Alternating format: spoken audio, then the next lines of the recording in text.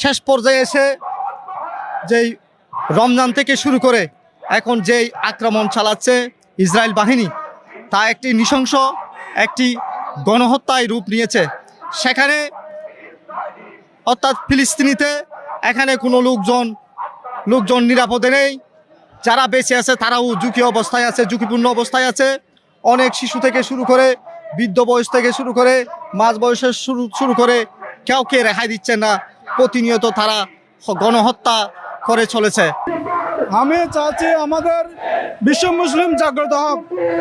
আমি চাই আমার ফিলিস্তিন ভাইদের রক্ত যাতে আর না ঝরে, এটার বিশ্ব মুসলিম যাতে সবাই একত্রিত হয়, এটাই আমার আবেদন। চাচ্ছি মুসলিম বিশ্বের যে মুসলিম মোড়লরা আছে তারা একভূত হয়ে ইসরায়েলের বিরুদ্ধে প্রতিবাদ করুক, ইসরায়েলের বিরুদ্ধে ইসরায়েল পণ্য বয়কট করুক এবং বিশ্ব মোড়লরা এক হয়ে যাক। আমরা চাচ্ছি অবিলম্বে ফিলিস্তিনের মানে গাজা মুক্তি পাক, ওই ইসরায়েলের নিফাত যাক।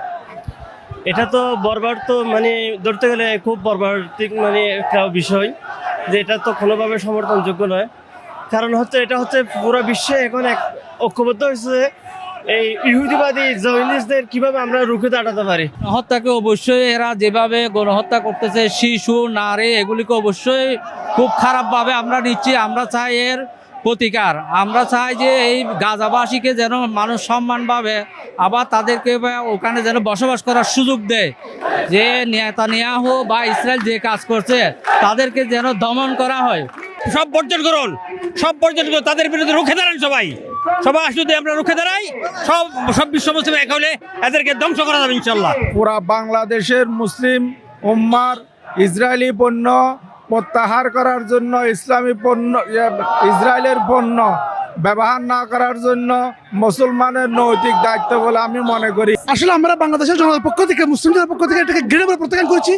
বাংলাদেশের মুসলিম জনগণ এই ধরনের নৃশংস গণহত্যাকে ঘৃণা ভরে প্রত্যাখ্যান করেছে এবং বাংলাদেশ সরকার সহ মুসলিম নেতৃবৃন্দের কাছে উদাত্ত আহ্বান জানাচ্ছে যে এই নৃশংস গণহত্যা বন্ধের জন্য অবিলম্বে কার্যকর পদক্ষেপ গ্রহণ করে। আসলে এই আন্দোলনটা কেন আসলে দেখেন, আমরা ফিলিস্তিনের পক্ষে অবস্থান নিয়ে আজকের এখানে বর্বরতা হামলা শিশুদের উপর, নারীদের উপর, আমাদের উপেক্ষাদের উপর ফিলিস্তিনে আমাদের অনেক উত্তপ্ততায় মারা গেছে। এটা আসলে আমাদের জায়গা থেকে আমরা যদি ঘরে বসে থাকি কোনোভাবে এটা আমাদের মন মানতেছে না যে আজকে আমরা ছুটে এসেছি।